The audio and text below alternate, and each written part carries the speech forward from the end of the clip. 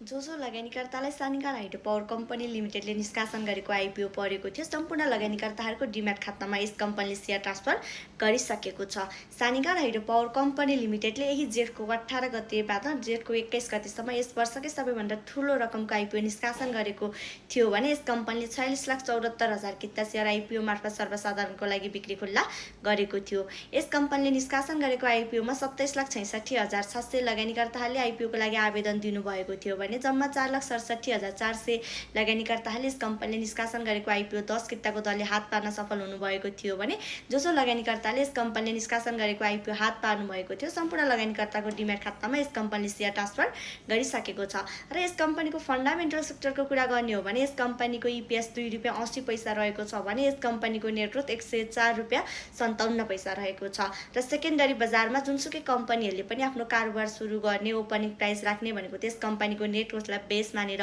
Secondary बजारमा आफ्नो पहिलो कारोबार सुरु गर्ने गर्छन् भने यही क्रममा यस कम्पनीको सेकेन्डरी बजारमा पहिलो कारोबार ₹100 देखि 300 सम्मको बीचमा रहेर यस कम्पनी सेकेन्डरी बजारमा आफ्नो कारोबार गर्ने देखिएको छ। र जो लगानीकर्तालाई यस कम्पनीले निष्कासन गरेको आइपिओ हात परेको थियो, सम्पूर्ण लगानीकर्ताको डिम्याट खातामा सेयर ट्रान्सफर भइसकेको छ भने सेकेन्डरी बजारमा कारोबार गर्नको लागि अझै केही समय कुर्नुपर्ने